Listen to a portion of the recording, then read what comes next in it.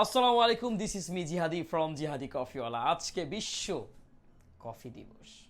প্রতি বছরের নয়, সারা বিশ্বব্যাপী এই দিনটি পালন করে কফি পিপলরা, যারা কফি শুধু পানীয় হিসেবে নয়, এই গল্পের রোমাঞ্চকর স্মৃতিগুলো তারা আজকের এই দিনে তুলে ধরার চেষ্টা করে।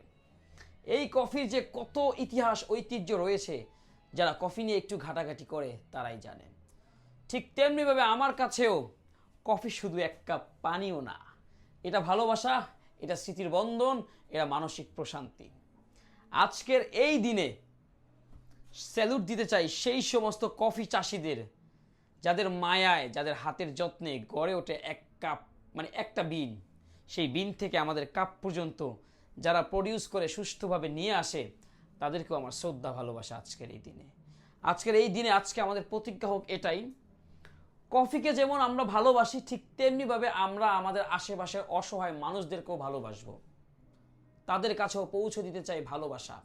সেটাই হোক এই বছরের কফি দিবসের একমাত্র প্রতিজ্ঞা। Thank you so much.